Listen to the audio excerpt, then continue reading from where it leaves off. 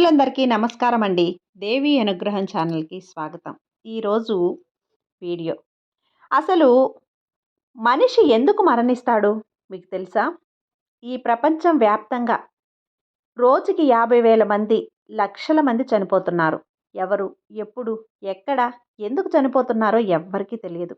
కానీ చివరికి చనిపోతారు. చనిపోతున్న వాళ్ళందరూ ముసలి వాళ్ళేనా? అంటే కాదు. వయసుతో సంబంధం లేకుండా అప్పుడే పుట్టిన శిశువు కూడా పండు ముసలిదాకా ప్రతి ఒక్కరూ చనిపోతున్నారు. దీన్ని బట్టి చూస్తే చనిపోవటానికి మనిషి ముసలివాడే కానక్కర్లేదు. అప్పుడే పుట్టిన చిన్న గర్భస్థ శిశువైనా చాలు.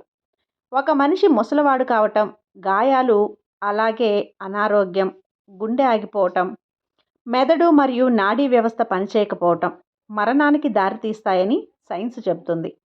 ఇది విన్న తర్వాత అసలు మనిషి ముసలివాడిగా ఎందుకు మారుతున్నాడు? మనిషి ఎంత ఆరోగ్యంగా ఉన్నా కూడా ఏదో ఒక సందర్భంలో ఏదో ఒక కారణం చేత మనిషి చనిపోతున్నారు. మరి దీనికి కారణం ఏమై ఉంటుందో మీకు ఎప్పుడైనా సందేహం వచ్చిందా? వయసుతో సంబంధం లేకుండా గత జన్మలో చేసిన కర్మల ఆధారంగా తాను చేయాల్సిన కర్మలను పూర్తి చేయటానికి ఒక వ్యక్తి ఎప్పుడు ఎలా చనిపోవాలో అతని ఆయుష్ను బ్రహ్మదేవుడు నిర్ణయిస్తాడని, మరణం అనేది కేవలం శరీరానికే తప్ప ఆత్మకు కాదు అని మన మతం చెబుతుంది. ఇది విన్న తర్వాత మనిషి తాను చేయాల్సిన కర్మ పూర్తి చేయటానికి జన్మిస్తే మరి అప్పుడే పుట్టిన గర్భస్థ శిశువు ఎలాంటి కర్మలు చేయకుండా ఎందుకు చనిపోతున్నారు?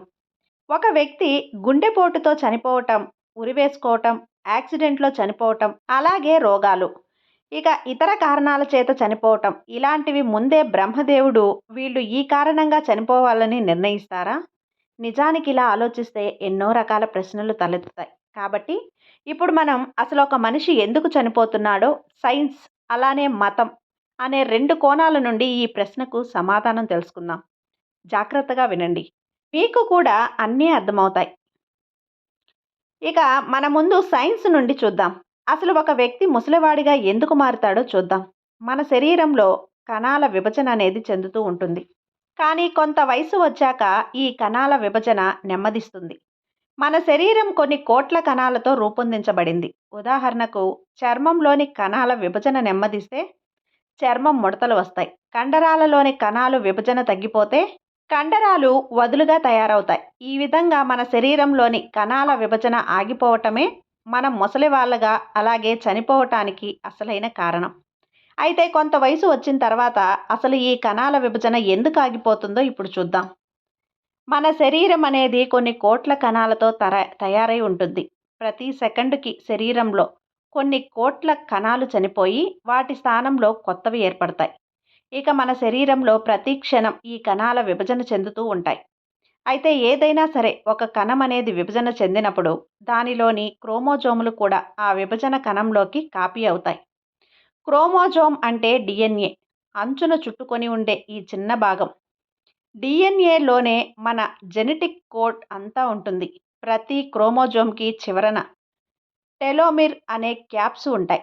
మన శరీరంలోని ఒక కణం అనేది విభజన జరిగినప్పుడు ఈ క్రోమోజోమ్లకి చివరలో ఉన్నటువంటి టెలోమిర్స్ సైజ్ అనేది తగ్గిపోతుంది.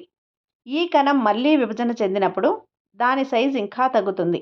ఇలా విభజన జరిగిన ప్రతిసారి కూడా ఆ టెలోమిర్స్ పూర్తిగా మాయమవుతాయి. అప్పుడు ఈ కణం అనేది విభజన చెందడం ఆగిపోతుంది. ఈ విధంగా మొదట విభజించబడిన కణానికి, అలానే చివరగా విభజించబడిన కణానికి చాలా తేడా ఉంటుంది. సాధారణంగా ప్రతి మనిషిలోనూ కణం అనేది దాదాపు 50 సార్లు విభజన చెందుతుంది. దీనినే హెప్లిక్ లిమిట్ అని కూడా అంటారు. దాని తర్వాత కణం అనేది దాని శక్తిని కోల్పోయి మెల్లిమెల్లిగా నశిస్తుంది. ఈ లిమిట్ దాటిన తర్వాత ఈ క్రోమోజోమ్స్కి ఉన్న టెలోమిర్స్ అనేవి చిన్నవైపోయి ఇక ఏమాత్రం డిఎన్ఏని ప్రొటెక్ట్ చేయలేవు. దానితో ఆ కణాలలోని విభజన ప్రక్రియ ఆగిపోతుంది. శరీరంలో కణాల విభజన ఆగిపోవటంతో మనిషికి ముసలితనం, అలాగే రోగాలు, ఇక గాయాలు నయం కాకపోవటంతో చివరికి మరణిస్తారు. అంతేకాదు, ప్రకృతి సమతుల్యతను కాపాడుకోవటానికి మరణం అవసరం. ఎవరూ చనిపోకపోతే భూమిపై జీవనానికి చోటు ఉండదని సైన్స్ చెబుతారు. ఇక ఇప్పుడు మనం ఆధ్యాత్మిక దృక్పథం నుండి అసలు మనిషి ఎందుకు చనిపోతారో తెలుసుకుందామా? పుట్టిన వానికి మరణం తప్పదు, మరణించిన వానికి పుట్టుక తప్పదు. తప్పించుకోవటానికి వీలులేని ఈ విషయంలో నీవు దుఃఖించడం తగదు అని ద్వాపర యుగంలో శ్రీకృష్ణుడు భగవద్గీతలో చెప్పారు. ఇప్పటి వరకు మనకు 3 యుగాలు గడిచిపోయాయి. ఇప్పుడు మనం 4వ యుగమైన కలియుగంలో ఉంటున్నాం. ఒక్కసారి మనం వెనక్కి తిరిగి చూస్తే శాశ్వతంగా అసలు ఈ భూమిపై చిరంజీవులుగా మిగిలిపోయేవారు ఎవ్వరూ లేరు. కానీ మన హిందూ మతంలో సప్తజీవుల గురించి ఒక ప్రస్తావన ఉంది. దీని గురించి మనం మళ్ళీ తెలుసుకుందాం. ఒకానొక సమయంలో అన్నిటికంటే ఆశ్చర్యకరమైన విషయం ఏమిటి అని యక్షుడు ధర్మరాజుని అడుగుతాడు. ఇక అప్పుడు ధర్మరాజు చుట్టుపక్కల అందరి మరణాలను చూస్తూనే ఉన్నా నేను మాత్రం చావననుకుంటాడు. మనిషి ఇదే అన్నిటికన్నా ఆశ్చర్యకరమైన విషయం అని జవాబు ఇస్తాడు. అలానే ఒక తల్లి చనిపోయిన తన కొడుకు శవం తీసుకువచ్చి బుద్ధుడి ముందు ఉంచి ప్రాణం పోయమని ప్రార్థిస్తుంది. చావన్నదే లేని ఇంటి నుంచి కొన్ని ఆవగింజలు తెస్తే వాటితో ఆ బిడ్డను బ్రతికిస్తాను అంటాడు బుద్ధుడు. ఇంతేనా, వెంటనే తెస్తానని బయలుదేరుతుంది. ఇక పాపం ఆ తల్లి తిరిగి తిరిగి చివరికి అసలు సత్యం అనేది తెలుసుకుంటుంది. కాబట్టి ఇక్కడ వచ్చేవారు పోక తప్పదు, పోయేవారు రాక తప్పదు. ఇలా వస్తూ ఉంటాం, పోతూ ఉంటాం. కాబట్టి ఇదేమి తప్పించుకోవాల్సిన విషయం అనేదే కాదు. ఇక మనిషి జన్మించినప్పుడు సంతోషపడటం, మనిషి చనిపోయిన తర్వాత దుఃఖించడం అంటే మన సత్యాన్ని తెలుసుకోలేని అర్థం.